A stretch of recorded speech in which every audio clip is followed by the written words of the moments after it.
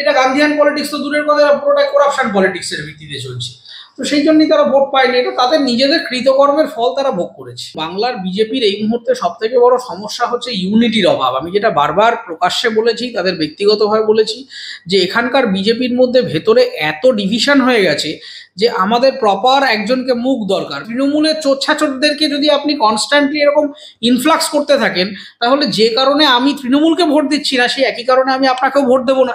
কারণ তৃণমূলে যে লোকটা চুরি করেছে সে তো খারাপ মানুষ, তাহলে সে আপনার এখানে এসে হঠাৎ ভালো মানুষ হয়ে যাবে, এটা তো হয় না। যে লোকটা খারাপ সে সিপিএম হলেও খারাপ, তৃণমূল হলেও খারাপ, বিজেপি হলেও খারাপ।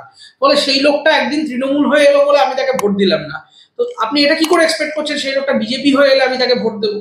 তো সবার আগে বিজেপির উচিত একটা স্ট্রিক্ট অর্গানাইজেশন পলিসি তৈরি করা। দেখুন, কংগ্রেস এই মুহূর্তে ইনসিগনিফিকেন্ট হয়ে গেছে বেশ কিছু জায়গাতে। তার মূল কারণ হচ্ছে যে কংগ্রেসের নিজস্ব যে ইতিহাস, সেই ইতিহাসটা তো যেরকম বেশ কিছু ক্ষেত্রে কলঙ্কিত, এবং তাদের যে অব্যবস্থা, তাদের যে পরিবারতান্ত্রিকতা, এই মানসিকতা থেকে তাদেরকে বেরোতে হবে। এটা হচ্ছে প্রথম কথা। দেখুন, এইটা পশ্চিমবঙ্গে বসে দিল্লির মানুষের হয়ে কথা বলাটা খুব ডিফিকাল্ট, যেহেতু আমরা ডিরেক্টলি তার শাসন এক্সপিরিয়েন্স করিনি। আপকে অ্যাজ মাই গভর্নমেন্ট আমি কখনো এক্সপিরিয়েন্স করিনি, কিন্তু যতটুকু কাগজে পড়েছি, বইতে পড়েছি, টিভিতে দেখেছি, তাতে আমার যেটা ধারণা হয়েছে সেটা হচ্ছে যে অরবিন্দ কেজরিওয়াল সহ এরা যে ইডিওলজি নিয়ে রাজনীতিটা শুরু করেছিল, আন্না হাজারের নেতৃত্বে যেভাবে এরা অ্যান্টি করাপশন মুভমেন্ট দিয়ে শুরু করলো রাজনীতিটা, এবং একটা সিভিল সোসাইটির পয়েন্ট অফ ভিউ থেকে এসে তারা রাজনীতিতে বসলো একটা বড় অঙ্কের রিপ্রেজেন্টেশন করবে বলে, বড় সংখ্যক মানুষের রিপ্রেজেন্টেশন করবে বলে, সেইখান থেকে তাদের নিজেদের বাড়িতে চলে এলো 5 কোটি টাকার পর্দা, 10 কোটি টাকার বাথরুমের ইন্টেরিয়ার ডেকোরেশন। ফলে তারা দুর্নীতি বিরোধী আন্দোলন করতে এসে নিজেরাই আকণ্ঠ দুর্নীতিতে ডুবে গেল, এবং দিনের পর দিন ধরে দিল্লিতে রাজনৈতিক স্ট্র্যাটেজিক্যালি তারা বেশ কিছু ভুলভাল কাজ করতে আরম্ভ করলো, এবং তাদের দলীয় অভ্যন্তরীণ ব্যাপক মিসম্যানেজমেন্ট ক্রমাগত দেখা গেল। শুধু মানে জেলে যাওয়া হয়েছে এবং তারপরে চর্চা এসছেন তা না, এর আগেও প্রচুর, ধরুন পলিউশন কন্ট্রোল করার অনেক স্কোপ ছিল, সেগুলো করেনি। ওখানে রাস্তাঘাট সম্প্রসারণের জন্য যতটুকু, হ্যাঁ দিল্লি একটা খুব ইন্টারেস্টিং জায়গা, সেখানে যেহেতু একটা কেন্দ্র এবং মানে ইউনিয়ন গভর্নমেন্টের সাথে ইউটি গভর্নমেন্টের একটা মানে অনেক সময় একটা নেক্সাস ম্যাচ করে যায়।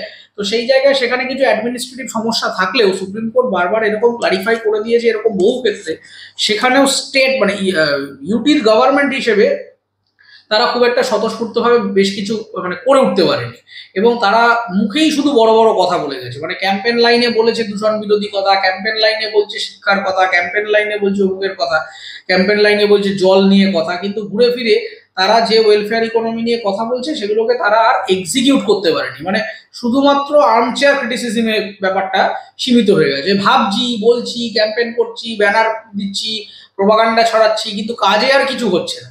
তো সেই কারণে দিনের পর দিন ধরে এটা ওখানকার মানুষ ফেস করেছেন, এবং তারা এই কেন্দ্র রাজ্যের যে সম্পর্কের যে ইকুয়েশন, সেটাতে এতটাই তারা বিরক্ত হয়ে গেছে। তো তারা সেই কারণেই বোধহয় মনে করেছেন যে কেন্দ্রের সরকার ইউটির সরকার একই হলে তাতে হয়তো দিল্লির অবস্থা খানিকটা বেটার হতে পারে বলে তারা বিজেপিকে আবার সুযোগ দিয়েছেন, এবং এটা বিজেপির কাছে একটা বড় স্কোপ, এবং অনেক কিছু করা যেতে পারে। দিল্লির অনেক সমস্যা রয়েছে, মানে দিল্লি বলতে আমরা শুধু না ওই রাজপথ রোডের বাইরে দিল্লিকে আর দেখি না, এটা খুব বিচ্ছিরি একটা আমাদের ধারণা যারা অন্যান্য জায়গার মানুষ। দিল্লির একটু এক্সটার্নাল পার্টগুলোতে যদি আমরা নজর রাখি, তাহলে দেখবো দিল্লিতে প্রচুর রকমের সমস্যা রয়েছে। মানে আমি এখনো মনে করি দিল্লির সব থেকে বড় ক্রাইসিস এই মুহূর্তে এনভায়রনমেন্টকে প্রোটেক্ট করতেই হবে। বিজেপি কি করবে সেটা আমার বিজেপির কাছে আবেদন। আমি অলরেডি আমার ফেসবুক, ইউটিউবে বলেছি যে আপনারা সবার আগে পরিবেশটা রক্ষা করুন। দেখুন, রাজনীতি থাকবে, আদর্শ, লেখালেখি, তর্ক বিতর্ক, আপনি এক পক্ষে বলবেন, আমি বিপক্ষে বলবো, তার আগে তো প্রত্যেককে সুস্থভাবে বাঁচতে হবে। রাইট টু লাইফ এবং right to get good environment, এটা তো ফান্ডামেন্টাল রাইটের মধ্যে পড়ছে। এটা তো সুপ্রিম কোর্ট এটা ইন্টারপ্রেট করেছে। মানে এমন পরিস্থিতি হয়ে যাচ্ছে যে সব স্কুল কলেজ ওয়ার্ক ফ্রম হোমে চলে যাচ্ছে, সায়েন্স ফিকশনের মতো মুখে সেই অক্সিজেন মাস্ক করে বেরোতে হচ্ছে। এটা খুব ডেঞ্জারাস পৃথিবী এই মুহূর্তে দিল্লিতে। তো সবার আগে এনভায়রনমেন্টটা ঠিক করতে হবে, এবং ইনফ্রাস্ট্রাকচারে একটা ব্যাপক প্রবলেম রয়েছে। লজিস্টিক্স থেকে শুরু করে অন্যান্য জায়গাগুলোতে, একটু গ্রেটার দিল্লি এরিয়াগুলো বেশ সাফার করেছে। সেই জায়গায় পরিকাঠামোগত বেশ কিছু উন্নতির প্রয়োজন রয়েছে। স্বাস্থ্যক্ষেত্র, শিক্ষাক্ষেত্র, এই জায়গাগুলো একটা উন্নতির প্রয়োজন রয়েছে। এবং ওই বাংলার মডেলে ওখানে কিছু ওয়েলফেয়ার স্কিম শুরু করেছিল, কিন্তু সেই স্কিমগুলোর লং রানে ইম্প্যাক্ট কিছু এর আগের গভর্নমেন্ট ফেলতে পারেনি। মানে ওখানে এই আমাদের লক্ষ্মীর ভান্ডারের মতো কিছু প্রকল্প ইত্যাদি তারা ওখানে একটা শুরু করার চেষ্টা করেছিল, কিন্তু যতদূর জানি সেটা খুব সাকসেসফুলি ইকোনমিতে ড্রাইভ করতে পারেনি। তো সেই জায়গায় দিল্লির বিরাট একটা এরিয়া, এবং সেই জায়গাটাকে যদি অ্যাডমিনিস্ট্রেটিভ ভাবে সঠিকভাবে ব্যবহার করতে পারে বিজেপি, তাহলে একটা ভালো কিছু হতে পারে। এবার গোটাটাই যারা সরকার ফর্ম করছেন তাদের অ্যাম্বিট অফ কন্ট্রোলে রয়েছে, তাদের পারভিউর মধ্যে রয়েছে। আমি সবসময় আশাবাদী, যে কোনো নতুন কিছু এলেই আমার তার প্রতি আশা থাকে, কিন্তু তারপর সেই আশা নিরাশা হবে কিনা সেটা সময় বলবে।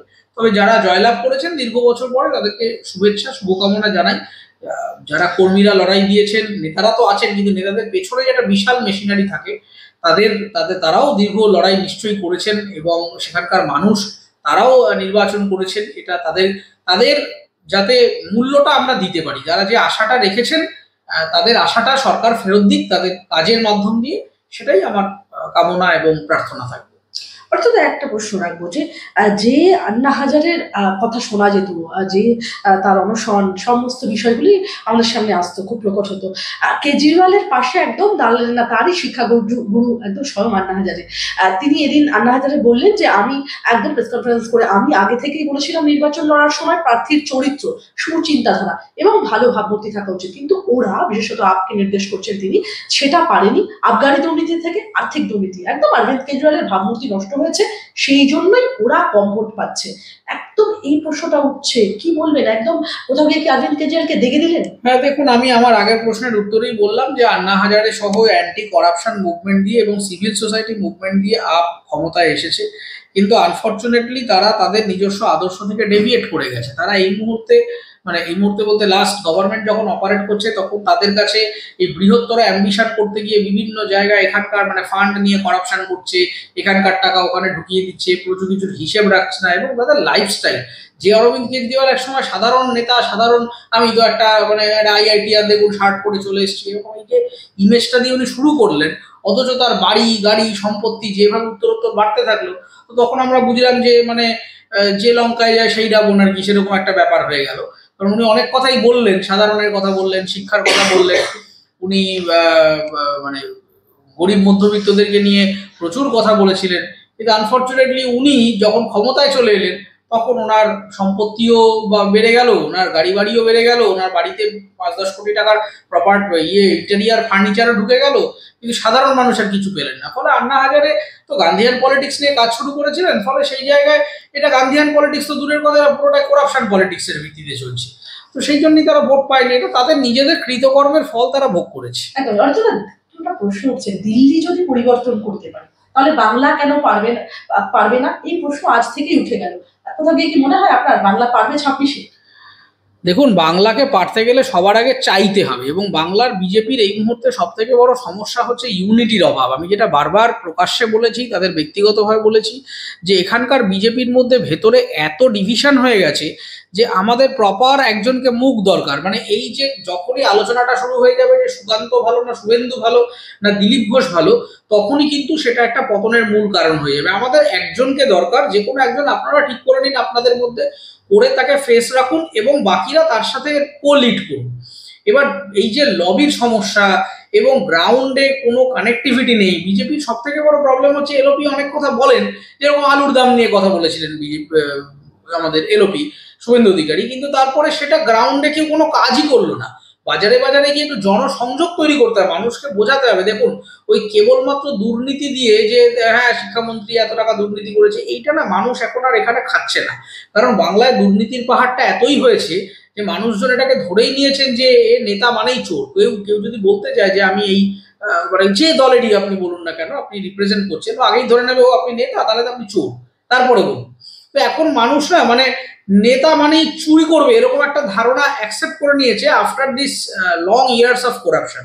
তো এই করাপশনটাকে ইস্যু বানিয়ে আর খুব একটা কিছু করা যাবে না। এবার মানুষের এলাকা ভিত্তিক কিছু ক্যাম্পেইন যদি করা যেতে পারে, সেটা বিজেপির জন্য অনেক মঙ্গল হবে। তার কারণ আমাদের এখানকার বিভিন্ন বিধানসভায় বিভিন্ন রকম প্রবলেম রয়েছে। বাংলার মজাটা হচ্ছে বাংলার ডেমোগ্রাফিটা ভীষণ ডাইভার্স, বিভিন্ন বিধানসভায় বিভিন্ন রকমের প্রবলেম, বিভিন্ন ধরনের মানুষ, তাদের বিভিন্ন রকমের চাওয়া পাওয়া। ফলে এটাকে একটা বিধানসভায় নির্বাচন হিসাবে না দেখে তারা যদি, যেটা মহারাষ্ট্রে তারা খানিকটা ফলো করেছে বলে আমার আন্ডারস্ট্যান্ডিং, যে তারা যদি যে কটা বিধানসভা আছে সেই কটা বিধানসভার ভিত্তিতে তাদের মতো করে ক্যাম্পেন করে, যে আমি এমএলএ হিসাবে যে এলাকাকে রিপ্রেজেন্ট করছি আমি সেই এলাকা ফোকাসড হয়ে সেখানকার কথা বলি, সেখানে কি কি ঝামেলা করেছে তৃণমূল, সেখানে কি কি, তার কারণ দেখুন একটা লোক যে উত্তর দিনাজপুরে বসে আছে তার ওখানের কি সমস্যা আমি কলকাতায় বসে আমি হয়তো খবরের কাগজে পড়তে পারি, কিন্তু তার সমস্যাটা আমি উপলব্ধি করতে পারবো না। আবার একই রকম ভাবে আমার এখানে উত্তর চব্বিশ পরগনার কি প্রবলেম সেটাও দার্জিলিং এর পাহাড়ে বসে থাকা কোনো মানুষের পক্ষে উপলব্ধি করা সম্ভব হবে না। তো সেই কারণে দার্জিলিং এর সমস্যা দার্জিলিং এ দাঁড়িয়ে বলতে হবে এবং আমার সমস্যা পানিহাটিতে এসে বলতে হবে। তো সেই কারণে প্রত্যেক জায়গায় প্রত্যেক বিধানসভা ভিত্তিক সেখানকার মানুষের জন্য কাস্টমাইজড কিছু কমিউনিকেশন তৈরি করে তারা যদি এগিয়ে যায় আমার মনে হয় যে তাহলে একটা বেটার রেজাল্ট হতে পারে, এবং তার জন্য দিল্লির সাপোর্টটা থাকতে হবে। এখানে কিন্তু অধিকাংশ ক্ষেত্রে যেটা দেখা যায় যে দিল্লির সরকার, মানে দিল্লির যে বিজেপি সরকার, মানে কেন্দ্রীয় বিজেপি, তারা কিন্তু বঙ্গ বিজেপিকে হার্টফেল্ট সাপোর্টটা করে না, মোরাল সাপোর্টটা দিচ্ছে হয়তো, কিন্তু বাকি যে মানে ওভারঅল পলিটিক্সের যে মেশিনারি সাপোর্টটা সেটা তারা করে না। এবং এখানে এই যে মানুষের ইডি সিবিআই এদের প্রতি একটা ভরসার ব্যাপক ঘাটতি হয়েছে, যে এত দুর্নীতি হচ্ছে কিন্তু কি অ্যাকশন নেওয়া হলো, মানে না কেউ গ্রেফতার হলো, না কোনো জাস্টিস আমরা পেলাম, না বেনিফিশিয়ারিরা টাকা পেলো, না চাকরি প্রার্থীরা চাকরি পেলো। তখনই মানুষের মনে ধরে নেওয়া হয় যে বিজেপি আর তৃণমূল আসলে বোধহয় একই, মানে একই মুদ্রার এপিটোপিট। এই ধারণাটাকে আগে ভাঙতে হবে যে না, এটা যে ভুল করছে তার সাজা হবে। তার জন্য কেন্দ্রীয় বিজেপিকে সক্রিয়ভাবে এখানকার বিজেপিকে সহযোগিতা করতে হবে উইথ অল পলিটিক্যাল মেশিনারি, তবে এখানে 2026-এ ইম্প্যাক্ট ফেলা সম্ভব। অর্থাৎ আমি একটা প্রশ্ন করবো, আমি আপনার কথা সূত্র থেকেই জিজ্ঞেস করবো, যে বললেন যে কেন্দ্রীয় বিজেপির সঙ্গে বঙ্গ বিজেপির এই যে একটা সংযোগের অভাব এবং রাজ্যের একাধিক দুর্নীতির মামলা এবং সিবিআই এর যে সাধারণ মানুষ বলছেন সিবিআই এর যে অকর্মণ্যতা, একদম কোটানকোট বলবো, এবং সিবিআই এর যে এই কনভিকশন রেটে যে ফেলিওর, কোথাও গিয়ে কি সেটাই বাংলায় বিজেপিকে কোথাও গিয়ে মানে মুখ থুবড়ে ফেলছে? হ্যাঁ, অবশ্যই। এখানে আমাদের এখানকার করাপশন নিয়ে অনেক কথা হয়েছে। আমি নিজে অন্তত 50 থেকে 60 বার বিভিন্ন টেলিভিশন চ্যানেলে, ইউটিউব চ্যানেলে করাপশন নিয়ে কথা বলেছি, কিন্তু দিনের শেষে কি পেয়েছি? রিটার্ন লাড্ডু। আমরা কোনো জাস্টিস পাইনি। যে কোনো সোসাইটির আলটিমেট চাওয়া পাওয়া কি? একটা জাস্টিস। আমরা কথা বলে যাচ্ছি, আমরা সচেতন করে যাচ্ছি, কিন্তু তার বাইরে জাস্টিসটা কে দেবে? তার বাইরে জাস্টিসটা দেবে তো আমাদের সরকার। রাজ্য সরকার যদি ফেল করে তাহলে কেন্দ্রীয় সরকার দেখুক, যে ম্যাটারগুলো কেন্দ্রীয় এজেন্সি দেখছে কেন্দ্রীয় এজেন্সি তাদের এক্সপেডাইট করুক। যে কোনো একটা মামলা হলেই সে জামিনে ঘুরে বেড়াচ্ছে, সে কিছু বছর থেকে বাইরে চলে আসছে, বা কোথাও চার্জশিট ফাইল হচ্ছে না, এগুলো যদি হয় তখন তো আমাদের একটা অনাস্থা তৈরি হবেই। এগুলো সেই অনাস্থা থেকেই মানুষ আর ভাবছে যে আর কি দরকার, তাহলে যে আছে তাকেই রাখো। এবং এই মুহূর্তে তৃণমূল যে কারণে গভর্নমেন্টে আছে এত করাপশনের পরেও, সেটা অনলি ডিউ টু তাদের ওই অনেক, মানে 8 থেকে 80 সকলের জন্য ছোট ছোট প্রকল্প লঞ্চ করে দিয়েছে। ওইটা খুব এফেক্টিভ পলিটিক্যাল ক্যাম্পেইন হিসেবে কাজ করে, মানে সমাজের সর্বস্তরের লোকের জন্য তৃণমূল সরকারের কিছু না কিছু প্রজেক্ট আছে। তো সেই প্রজেক্টগুলোর মধ্যে কি কি রিফরমেশন করা যেতে পারে, বা তার থেকে বেটার কি হতে পারে, আমরা স্কিল ডেভেলপমেন্টের জন্য কি করতে পারি, আমরা আরো কিভাবে মানে ইকোনমিটাকে বুস্ট করতে পারি, সেইগুলো মানুষের কাছে কমিউনিকেট হয় না। এইটা হচ্ছে মেন সমস্যা। যে বিজেপির যে কি বক্তব্য, দেখুন বিজেপি নর্থ ইন্ডিয়াতে বিজেপির অপারেশনটা যে হিন্দুত্ববাদী ইডিওলজির উপরে বেস করে তৈরি হয়েছে, উত্তর ভারতের হিন্দুদের ইতিহাস আর আমার বাংলার হিন্দুদের ইতিহাসটা এক নয়। উত্তর ভারতের হিন্দুদের ডেমোগ্রাফি এবং আমার বাংলার ডেমোগ্রাফিটা এক নয়। তো সেই কারণে যখনই এখানে একটা মানে হিন্দুদের কথা বলতে গিয়ে একটা টেরার ক্রিয়েট করা হচ্ছে, তখনই মমতা বন্দ্যোপাধ্যায় অ্যাডেড অ্যাডভান্টেজ পেয়ে যাচ্ছেন এইভাবে, যে ওই দেখো ও তো হিন্দুদের শত্রু। মানে এখানে হিন্দুদের কথা বলতে এসে যখনই আগ্রাসী মনোভাব প্রকাশ পেয়ে যাচ্ছে, এবং যেটা আমি খুব ইন্টারেস্টিংলি দেখেছি, আমার ব্যক্তিগত অবজারভেশন বলতে পারি, যে ধরুন তৃণমূলের একটা কেউ একটা কিছু বলছে পাড়ায়, ধরুন আমার পাড়ায় হচ্ছে, আমি হয়তো যাওয়ার পথে দেখলাম, শুনলাম, আচ্ছা কি বলছে, চলে গেলাম। যেই ধরুন সিপিএম এর একটা কিছু হচ্ছে, হয়তো কেউ সিপিএম এর লোক নয়, সে শুনে খানিকক্ষণ চলে গেল। যে একটা বিজেপি সভা হচ্ছে, গেরুয়া রংটাকে দেখলেই মানুষ কিরকম যেন এখানে সন্ত্রস্ত হয়ে যাচ্ছে। মানুষ এখানে গেরুয়া রংটাকে একটা একটা উগ্রতার সাথে মিলিয়ে ফেলেছে, এবং সেটাকে খুব কারেক্টলি মানে ন্যারেটিভটাকে চ্যানেলাইজ করছে হচ্ছে তৃণমূল। এই যে আগের নির্বাচনে একটা ক্যাম্পেইন তৃণমূল লঞ্চ করলো যে বাংলা বিরোধী বিজেপি, এর কারণটা কি? মানে বাংলার সমস্ত উন্নয়নের ঠেকা কি একমাত্র তৃণমূলে, তা তো নয়। তার মানে বিজেপি আসলে একটি বহিরাগত অর্গানাইজেশন, যে বাংলা বোঝেও না, জানেও না, এ বাঙালির জন্য নয়। এই ইমেজটা বাঙালিকে খাইয়ে দেওয়ার জন্যে বাঙালি এটা কনভিন্সড হয়ে গেছে। আপনি দেখবেন ফেসবুকে যখন বিভিন্ন বিতর্ক হয়, ইউটিউবে বিতর্ক হয়, সে লোকটা হয়তো তৃণমূলের বিপক্ষে, কিন্তু তার বক্তব্য হচ্ছে বিজেপি তো তো বাংলার সর্বনাশ করে দেবে। এই যে একটা লোককে এক্সক্লুড করে ভাবছি আমি, তার মূল কারণটা হচ্ছে বিজেপির কিছু স্ট্র্যাটেজিক বিষয় বিবর্তন। ফলে অযোধ্যার একজন হিন্দুকে যেভাবে জাগ্রত করা যাবে, আমার এখানকার হিন্দুকে সেভাবে জাগ্রত করা যাবে না। কারণ এখানকার হিন্দু মুসলিমের কমিউনিটির যে ইতিহাসটা, এখানকার ডেমোগ্রাফিতে যেভাবে সম্পৃক্ত হয়ে আছে, এখানকার সংস্কৃতিটা এমনভাবে ব্লেন্ড হয়ে আছে যে এখানে বাঙালি হিন্দুদেরকে ওইভাবে প্রোটেক্ট করা যাবে না। তাদের প্রোটেকশনের জন্য আমাকে তাদের মতো করে ভাবতে হবে যে তারা কোন কোন জায়গায় ইনসিকিউর, তাদের ধর্মটা কোথায় কোথায় কোণঠাসা হচ্ছে, এখানে কনভার্সন কিভাবে হচ্ছে। এখানে কিন্তু অ্যাগ্রেসিভ কনভার্সন হয় না, এখানে একটা সাইকোলজিক্যাল কনভার্সনের খেলা চলে আন্ডার কারেন্ট বিভিন্ন জায়গায়।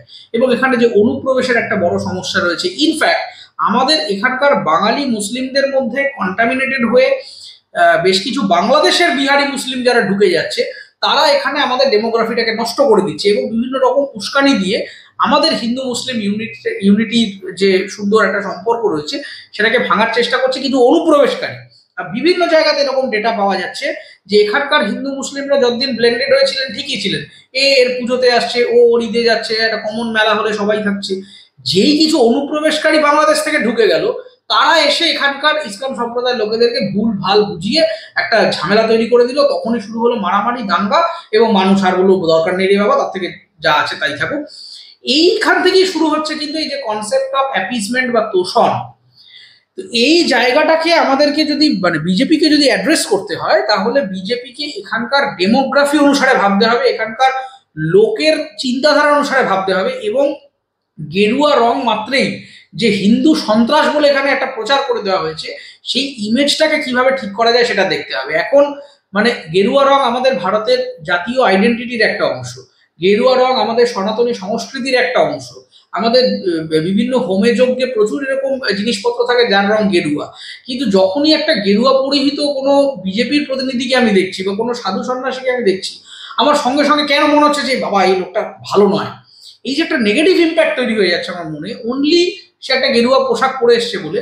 এইটাকে কিভাবে ঠিক করা যায়, এবং তার জন্য যে অপটিক্সের মানুষের মনে যে ট্রাস্ট ডেফিসিটটা তৈরি হয়েছে, যে বিজেপি তো তৃণমূল থেকে যে বলে না ওয়াশিং মেশিন পার্টি, তৃণমূল থেকে যত ঝাড় ফাড় খেয়ে চলে আসা লোকজন বিজেপিতে, এই নেওয়াটা বন্ধ করুন।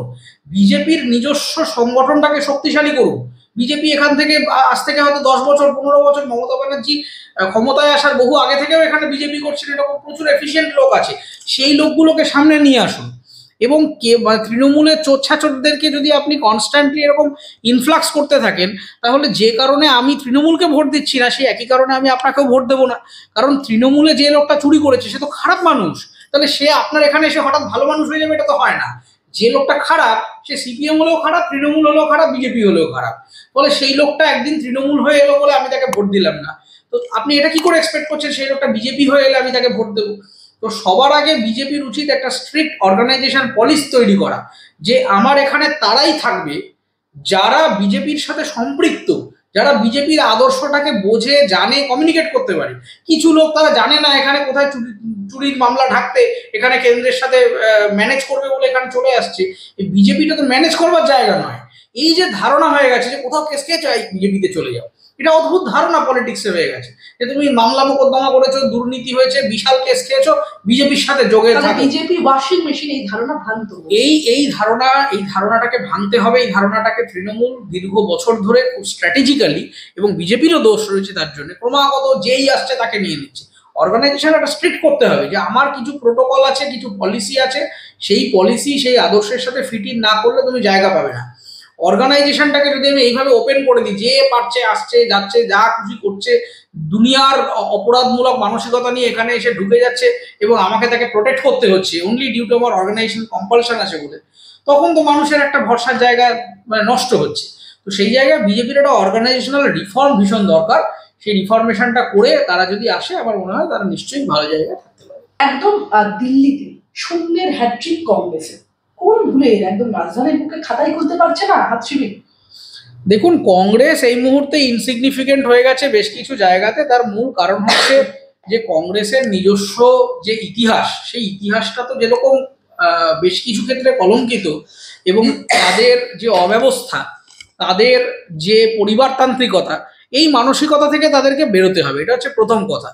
এবং কংগ্রেসের সবার আগে যেটা করা উচিত, কংগ্রেসের এই কোট আনকোট এলিট মানসিকতা থেকে তাদেরকে বেরিয়ে, কংগ্রেস এই মুহূর্তে আর জনগণের পার্টি নেই। কংগ্রেস এই মুহূর্তে হয়ে গেছে কিছু এলিট এডুকেটেড শহুরে আরবান লোকেদের ক্লাব হাউস।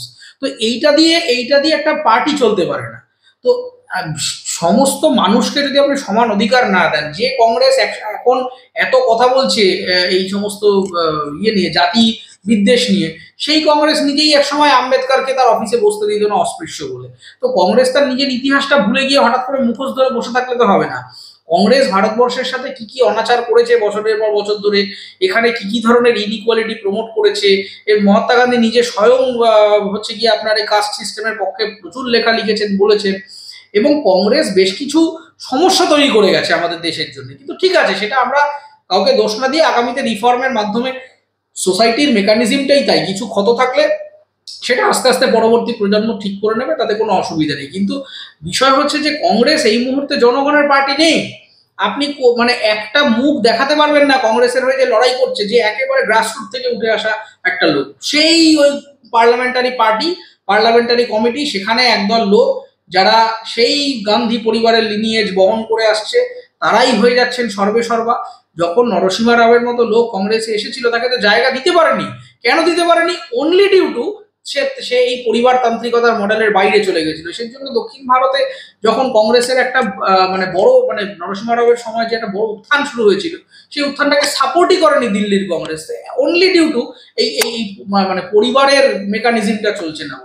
ফলে এটা ঘরের ভিতরের পার্টি হয়ে গেছে, এবং সেই কারণে এটাকে মানুষ আর আপন করে খুব একটা দেখতে চাইছে না। সবার আগে এই ঘরের বাইরে বেরোতে হবে এবং দরজাটা সাধারণের জন্য উন্মুক্ত করতে হবে। শুট বুট টাই পরা, বিদেশের জুতো পরা, অমুকের মানে ফটর ফটর করে ইংরেজিতে কথা বলা কিছু এলিট আরবান হায়ার স্ট্যান্ডার্ড লোকজন কথা বলতে চায় না। এরা গরিব মানুষ দেখলে কি ভাবে কে জানে। যে ফেবিয়ান সোশ্যালিজমের কনসেপ্ট নিয়ে নেহেরু জাতি তৈরি করলেন, সেই নেহেরুভিয়ান কংগ্রেস এখন পুরো কোথা থেকে চলে এসছে একটা কমপ্লিটলি এলিট কংগ্রেসে। সেই ধারণা তারা ভুলে গেছে যে নেহেরু কি বলেছেন, স্টেট তিনি কিভাবে দেখার চেষ্টা করেছেন, আচ্ছা কনস্টিটিউয়েন্ট অ্যাসেম্বলিতে কি হয়েছিল, ভারতকে কিভাবে দেখার চেষ্টা করা হয়েছিল, সেসব থেকে শতহস্ত দূরে এখন পুরোপুরি ইন্দিরা কংগ্রেস মডেলে চলছে। এই ইন্দিরা কংগ্রেস মডেলটাই হয়ে গেছে কংগ্রেসের মানে কফিনের শেষ পেরেক। এবং আমার মনে হয় যে আবার কোথাও গিয়ে তাদের নেহেরুভিয়ান কনসেপ্টে একটু হলেও ছোঁয়া রাখা উচিত।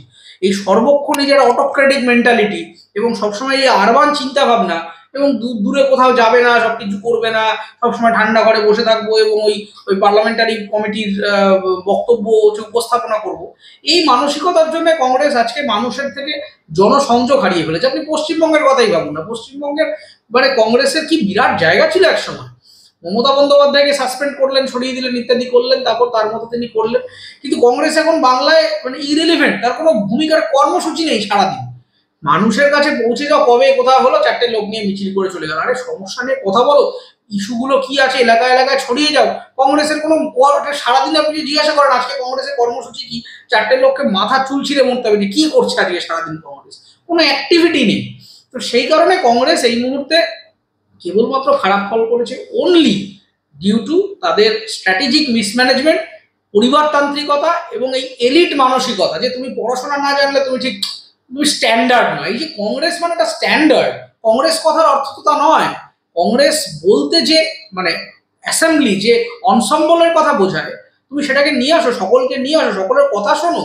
তুমি শুধুমাত্র কিছু উচ্চশিক্ষিত বিদেশ থেকে ডিগ্রিধারী কিছু মানে শ্বেতাঙ্গ লোকেদের পদলেহন করা কিছু লোকেদেরকে বসিয়ে রাখবে আর তাদের হ্যাঁতে হ্যাঁ করবে, সেটা সাধারণের ভয়েস হবে কি করে? ওই জন্য আমি বললাম যে বড় লোকদের ক্লাব হাউস হয়ে গেছে কংগ্রেসটা। কংগ্রেস আর no more people's party. Kunal Ghosh লিখেছেন যে 2026 পশ্চিমবঙ্গ বিধানসভা নির্বাচন, তৃণমূল কংগ্রেস পাচ্ছে 250+ আসন, চতুর্থবার মুখ্যমন্ত্রী হতে চলেছেন মমতা বন্দ্যোপাধ্যায়। বাকি কোথায় কি হলো আমাদের বিষয় নয়, দিল্লির বিষয় দিল্লিতে, এখানে কোনো মন্তব্যই নেই, বাংলায় ওসবের প্রভাবই পড়বে না। কি বলবেন? দেখুন, উনি এখন এই সমস্ত কথা বলেন, এরপরে দিল্লি বা উত্তরপ্রদেশে কোনো ক্রাইম হলে তখন আবার সেই নিয়ে কথা বলেন। তখন উনি বলেন কেন? তখন উনি মানে দিল্লিটা কি দেশের বাইরের কোনো জমি নিয়ে কথা হচ্ছে, এটা কি পাকিস্তান? ওটা তো ভারতের অংশ। তো ভারতের যদি একটা দল জয়লাভ করে তো তার তার তার শুভেচ্ছা তাকে জানাতে হবে এবং তার প্রতি শুভকামনা থাকবে আমাদের। কিন্তু ওই কুণাল ঘোষ কি বললেন না বললেন সেটা আমি জানি না। এবং ওনার কাজ তো সারাদিন সকালবেলা উঠে ওনার ডেইলি রুটিনের মধ্যে একটা অংশই থাকে হচ্ছে মমতা বন্দ্যোপাধ্যায়কে দিনে একবার জয়ধ্বনি দিতেই হয়। এটা বোধহয় ওনার এমপ্লয়মেন্ট কন্ট্রাক্টের মধ্যে রয়েছে। তো সেই কারণে এটা ওনাকে করতেই হবে। হয় সকালে করবেন, না হলে বিকেলে করবেন, কিছু না পারলে সন্ধ্যেবেলা সাংবাদিকদের প্রশ্নের জবাবে বলে প্রেস কনফারেন্স করে সেখানে শুরু করে দেবেন আলোচনা। তো এইগুলো part and parcel office daily routine, সেটা নিয়ে আমার কিছু বলার নেই। তো বাংলায় যদি বিরোধীরা শক্তিশালী হয়, বিরোধীরা ইউনাইটেড হয়, তাহলে মানে মমতা বন্দ্যোপাধ্যায়ও 34 বছরের সিপিএম এর সুপ্রিমলি ক্ষমতাশালী একটা গভর্নমেন্টকে সরিয়ে তো নিজে ক্ষমতায় এসেছেন। ফলে মানুষকে যদি স্কোপ দেওয়া হয়, স্বতঃস্ফূর্তভাবে নির্বাচন করতে দেওয়া হয় এবং রিপ্লেসমেন্ট যদি থাকে, তাহলে অবশ্যই মানুষ স্বতঃস্ফূর্তভাবে সেই দলকে নির্বাচন করবে। নতুন যদি কোনো দল আসেন, জানি না, মানে সেটা বিজেপি হতে পারে, অন্য কোনো পার্টি হতে পারে, কি হবে আমরা জানি না, ভোটের আগে অনেক কিছু হতে পারে।